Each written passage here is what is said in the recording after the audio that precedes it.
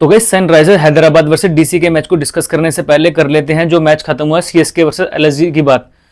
आप मेरी जाके रिकॉर्डेड वीडियो में देख लेना, मैंने अपने साफ साफ क्या बोला था कि आप स्पिनर को कोई भी एक इनिंग में ड्रॉप कर देना जो बॉलिंग कैटेगरी का। तो आप जाके देख लेना, लखनऊ की तरफ से कुणाल पांड्या और रवि बिश्नोई ने विकेट ली है।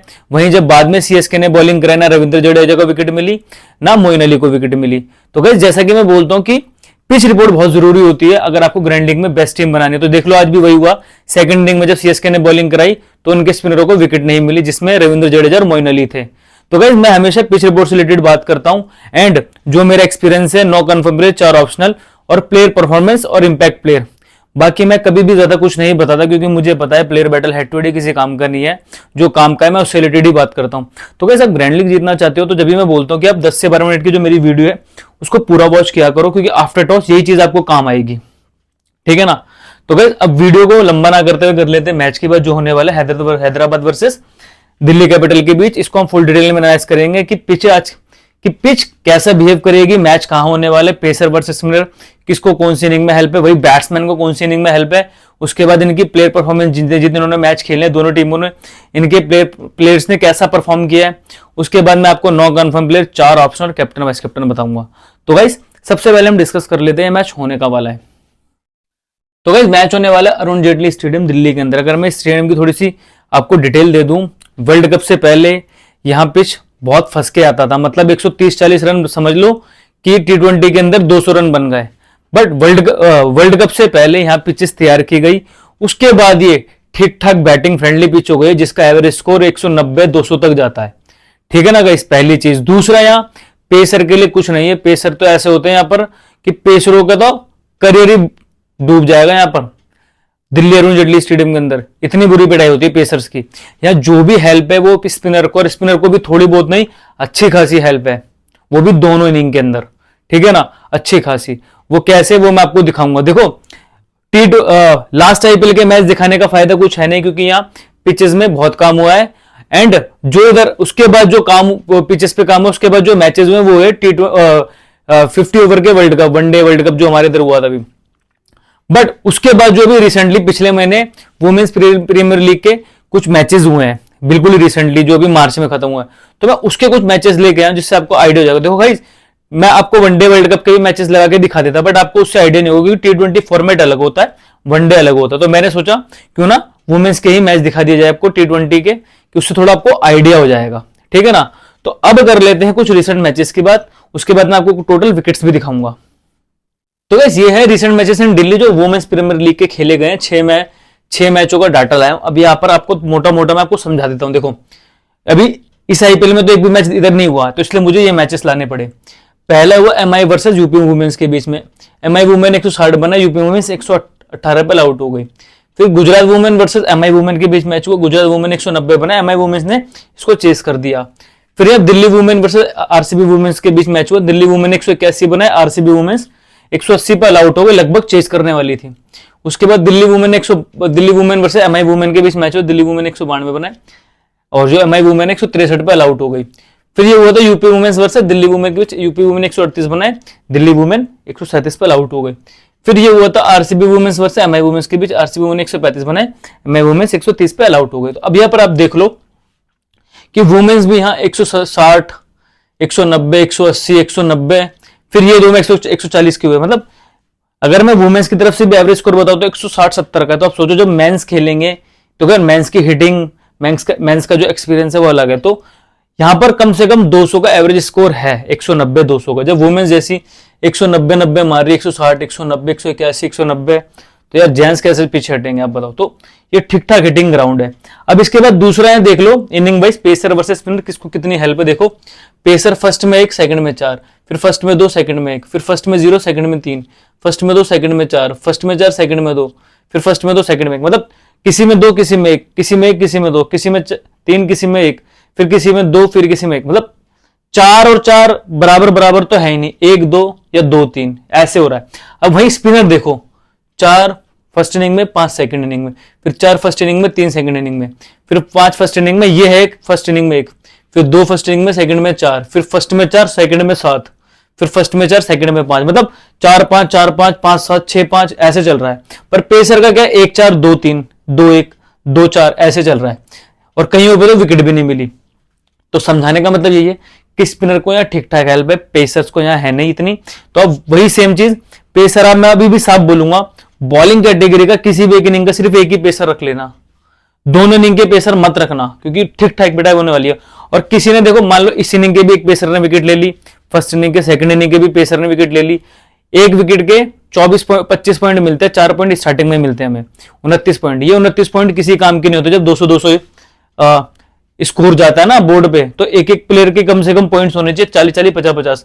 तो ऐसे टाइम पे एक एक विकेट भी काम नहीं आती है। तो मैं आज भी यही बोलूंगा, अब दोनों इनिंग के स्पिनर और किसी भी एक इनिंग का पेसर लेना, ठीक है ना गाइस। अब आपने टोटल ओवरऑल इधर रिसेंट मैचेस में क्या नोट किया, देखो एवरेज स्कोर 200 का जा रहा है, कम से कम 180-90। जब वुमेन्स मार रही है तो जेंट्स तो 200 मारेंगे। उसके बाद ये लगभग टारगेट अचीव भी होता है। तो मतलब दोनों इनिंग में बैट्समैन को हेल्प है। उसके बाद पेसर के लिए यहाँ इतना कुछ है नहीं, जो भी है टोटली स्पिनर्स के लिए। तो स्पिनर आप टोटल दोनों इनिंग के लोगे, पेसर आप किसी भी एक देखो, स्पिनर बॉलिंग कैटेगरी के दोनों रखना, पेसर बॉलिंग कैटेगरी का एक रखना, ऑलराउंडर भले ही रख लेना क्योंकि वो हमें बैटिंग करके भी देता है, पर पेसर आप बॉलिंग कैटेगरी का किसी एक इनिंग का रखना, ठीक है ना गाइस। दो, अब मैं यहाँ पर आपको टोटल विकेट्स भी दिखा देता हूँ जिससे थोड़ा आपको आइडिया हो जाएगा। तो ये है विकेट्स इन दिल्ली। देखो पेसर फर्स्ट इनिंग में 11, सेकंड में 15, 6 मैचों में देख लो, 6 में 6 दूनी 12, मतलब 2 का भी एवरेज निकल के नहीं आ रहा। यहाँ 2 से हल्का सा ऊपर आ रहा है 6 मैचों में। वही स्पिनर देखो, फर्स्ट में 23, सेकंड में 25, बंडल में विकेट। तो जैसा कि मैंने कहा था, स्पिनर दोनों इनिंग में विकेट ले रहे हैं। अब पेसर किसी एक इनिंग का ड्रॉप कर देना बॉलिंग कैटेगरी का। उसके बाद टोटल विकेट देख लो, फर्स्ट में पेसर 26, स्पिनर 48, तो लगभग बराबर ही समझ लो, 26 दूनी 52 होता है, 4 विकेट का फर्क है, वरना लगभग बराबर डबल विकेट है स्पिनर्स की। तो गाइस जैसा कि मैं समझाता हूं कि देखो ये चीज आपको ड्रीम 11 पे टीम बनाने के काम आती है, ठीक है ना। तो अब ना आपको यहां पर सिर्फ यही करना है, दोनों इनिंग के बैट्समैन लेने, क्योंकि बैट्समैन ठीक ठाक रन बनाते हैं यहाँ पर, और बैटिंग बैटर से विकेट भी है, और जो भी हेल्प है वो स्पिनर को है। तो अब दोनों इनिंग के प्रॉपर स्पिनर लोगे, पेसर किसी एक इनिंग का लोगे, ठीक है ना गाइस। तो ये तो हो गई अभी तक रिसेंट मैचेस और एवरेज स्कोर की बात, और किसको कौन सी इनिंग में हेल्प है, ठीक है। अब कर लेते हैं दोनों टीमों की प्लेयर परफॉर्मेंस की बात और इंपैक्ट प्लेयर की बात, जिससे आपको पता होना चाहिए कि अगर इंपैक्ट प्लेयर आएगा तो कौन आएगा, ठीक है ना। तो ये आपको पता होना चाहिए, ठीक है। अब तो कर लेते हैं दोनों टीमों की प्लेयर परफॉर्मेंस की बात। तो गाइस ये है हैदराबाद की प्लेइंग 11 और ये है इंपैक्ट प्लेयर। पहले इंपैक्ट समझ लो, लास्ट मैच में हैदराबाद ने बैटिंग करी, ट्रेविस हेड आया था, बाद में जब बॉलिंग करी तो मयंक मार्कंडे आया था। ये इनका बैटिंग ऑर्डर है 19-20। लास्ट टाइम चेंज हुआ था क्योंकि अभिषेक शर्मा और ट्रेविस हेड ने इतने रन मार दिए थे, तो इन्होंने हार्ड हिटर अपने ऊपर बुला लिया था। बट हर बार ऐसा नहीं होगा कि जो प्लेइंग 11 ऐसी है जो मैं आपको बताने वाला हूँ। लास्ट टाइम इन्होंने क्या किया था, अभिषेक शर्मा ट्रेविस हेड ने ओपनिंग करी थी, उसके बाद हेनरिक क्लासन आया था, उसके बाद अब्दुल समद आ गया था, उसके बाद Aiden Markram, Nitish Reddy, Shahbaz Ahmed, Pat Cummins, Bhuvneshwar Kumar, Jaydev Unadkat, T Natarajan और मयंक मार्कंडे तो खैर बाद में आता है, ठीक है, जब ये बैटिंग करके जा चुके होते हैं। तो ये इनका बैटिंग ऑर्डर है, ये ऐसे ही रहेगा जितना मेरे को लगता है, क्योंकि लास्ट टाइम तो आपको पता है आरसीबी के खिलाफ इन्होंने 284 मार दिए थे और ओपनिंग पेयर्स ने ही इतने रन मार दिए थे कि इनको हार्ड हिटर ही चाहिए थे, ठीक है। तो प्लेइंग बैटिंग ऑर्डर ये रहेगा, 19-20 हो सकते हो तो हेनरिक क्लासन ऊपर आ सकता है, इससे हटके कुछ नहीं होगा, ठीक है। उसके बाद इनकी परफॉर्मेंस देख लो, उन्होंने जितने जितने मैच खेले हैं। Abhishek Sharma 32, 63, 29, 37 run 0 wicket, 16 run 34 run 0 wicket. Travis Head 62, 19, 31, 21, last match में 102। Aiden Markram 18, 42, 17, 50, 0, 32। नीतीश रेड्डी 14, 64, एक मैच कंप्लीट हो गया जो लास्ट वाला है। Shahbaz Ahmed 1 wicket, 16 run 1 wicket, 1 wicket, फिर 22 run 1 wicket, 18 run 1 wicket, 14 run 0 wicket, फिर लास्ट मैच में 0 wicket.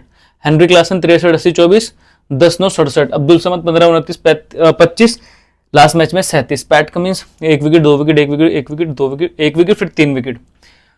Bhuvneshwar Kumar 0 wicket, 0 wicket, 0 wicket, 1 wicket, 2 wicket, last match में 0 wicket. Jaydev Unadkat 2 wicket, 0 wicket, 1 wicket, 1 wicket, 0 wicket. T Natarajan 1 wicket, 1 wicket, 1 wicket. Mayank Markande last match में substitute आया था impact player के तौर पे, last match में 2 विकेट ली थी इसने, ठीक है। तो ये इनका बैटिंग ऑर्डर है, ये इनकी फॉर्म है। इंपैक्ट प्लेयर ये है, मैं आपको बता देता हूं कि किसके ओवर कट के किसके पास जा सकते हैं। देखो मयंक मार्कंडे पूरे 4 ओवर कराएगा, ठीक है। उसके बाद पैट कमिंस भी पूरे 4 कराएगा, और भुवनेश्वर कुमार भी काफी एक्सपीरियंस बॉलर है, ये भी 4 कराएगा, ठीक है। अब टी नटराजन और जयदेव उनाडकट के ओवर अगर कटे तो ये जा सकते हैं शाहबाज अहमद के पास। वो क्यों? क्योंकि ये थोड़ा सा स्पिन बॉलर्स को सूट करती है पिच, और फास्ट बॉलर के लिए इतना कुछ है नहीं, तो चांसेस है टी नटराजन जयदेव उनाडकट के कट सकते हैं, ठीक है ना। तो ये आप ध्यान में रखना, ठीक है। तो अब ये तो हो गई हैदराबाद की प्लेइंग 11 की बात। अब कर लेते हैं दिल्ली की प्लेइंग 11 की बात। तो गाइस ये है दिल्ली की प्लेइंग 11। वही इंपैक्ट समझ लो, लास्ट टाइम दिल्ली ने पहले बॉलिंग करी थी, खलील अहमद खेल रहा था, बट जब बाद में इनकी बारी आई, बैटिंग इन्होंने करी, तो खलील अहमद चला गया और अभिषेक पोरल आ गया था। अब ये इनका बैटिंग ऑर्डर देख लो, Prithvi Shaw, Jake Fraser open करते हैं, उसके बाद Abhishek Porel, Shai Hope, Rishabh Pant, Sumit Kumar, Tristan Stubbs, Abhishek Porel, Kuldeep Yadav, Mukesh Kumar, Ishant Sharma और खलील अहमद, ठीक है। खलील अहमद तो बॉलिंग कराने आता है, बाद में इसको बैटिंग का तो उसका मतलब है नहीं। अब देख लो जितने जितने मैच खेले performance, Prithvi Shaw 52, 18, 10, 8, Jake Fraser 20, 55, अभिषेक पोरल 9, 0, 41, 15, शे hope 33, 11, 19, Rishabh Pant 55, 41, 16, Sumit Kumar last match में 9 रन, ट्रिस्टन स्टफ्स 54, 71, 15, और लास्ट मैच में इसने बैटिंग तो उसको मिली नहीं, इसने 2 विकेट ली थी, 2 wicket. Axar Patel 0 run 0 wicket, 8 run 2 wicket, 0 wicket, 0 wicket. Kuldeep Yadav 2 wicket 1 wicket 3 wicket, last match में 0 wicket. Mukesh Kumar 1 wicket 3 wicket 1 wicket 3 wicket, बंदा कंटिन्यूसली विकेट ले रहा है। Ishant Sharma 2 wicket 0 wicket 1 wicket 2 wicket. Khaleel Ahmed 1 wicket 1 wicket 2 wicket 1 wicket. तो गाइस ये है इनकी बैटिंग फॉर्म, ये है इनकी बॉलिंग फॉर्म, ये है इंपैक्ट प्लेयर, ये आपको जरूर पता होना चाहिए। अब मैं आपको बताता हूँ पिच के अकॉर्डिंग किसके ओवर कटने के चांस है। देखो कंप्लीट तो मैं आपको देखो, कुलदीप यादव तो पूरे 4 कराएगा, उसके बाद कम से कम मुझे लगता है अक्षर पटेल भी आज 4 कराएगा, ठीक है। उसके बाद देखो मुकेश कुमार बहुत अच्छी बॉलिंग कर रहा है, तो मुझे लगता है इसके ओवर नहीं कटेंगे। ईशांत शर्मा और खलील अहमद के ओवर कटे तो वो ट्रिस्टन स्टफ्स के पास जा सकते हैं, क्योंकि ये भी पार्ट टाइम बॉलिंग करता है, लास्ट मैच में इसने 2 विकेट भी ली थी, ठीक है ना गाइस। तो ये हो गई बैटिंग परफॉर्मेंस, हो गई बॉलिंग परफॉर्मेंस, इंपैक्ट आपने समझ लिया। अब कर लेते हैं 9 कन्फर्म प्लेयर, 4 ऑप्शनल प्लेयर की बात। तो गाइस ये है कन्फर्म प्लेयर, ये है चेंजेस प्लेयर। अब देख लो डीसी के मैंने 4 लिए, पृथ्वी शॉ, ऋषभ पंत, अक्षर पटेल, कुलदीप यादव। हैदराबाद से 5 लिए, Travis Head, Aiden Markram, Shahbaz Ahmed, Pat Cummins, Mayank Markande. Changes में वही मैंने 2 मैंने लिए हैं दिल्ली के, Tristan Stubbs, Jake Fraser McGurk, और हैदराबाद के अभिषेक शर्मा और हेनरिक क्लासन। अब यहाँ पर गाइस आपकी 4 तरह की टीम क्रिएट होगी, वो देख लो 4 तरह की टीम क्रिएट कैसे होगी। आप पहली टीम क्रिएट करोगे 4 और 5 9, स्टब्स 10, अभिषेक शर्मा 11, एक टीम। फिर दूसरी टीम क्रिएट करोगे 4 और 5 9, स्टब्स 10, हेनरिक क्लासन 11, 2 टीम। फिर तीसरी टीम क्रिएट करोगे 4 और 5 9, Jake Fraser 10, Abhishek Sharma 11, 3 team. चौथी टीम क्रिएट करोगे 4 और 5 9, जैक फ्रेजर 10, हेनरिक क्लासन 11। तो इस तरह से आपकी 4 तरह की टीम क्रिएट होगी। बट उस 4 तरह में एक चीज कॉमन क्या होगी कि आपने ये 4 और ये 5 चेंज नहीं करे, चेंज ये करे 2 दिल्ली के, 2 हैदराबाद के। देखो भाई मेरे से रोज ना रोज कोई मेरा भाई जुड़ता तो मेरा बताना फर्ज है, जब तक आप कम से कम चेंजेस नहीं करोगे ग्रैंड लीग नहीं जीतोगे।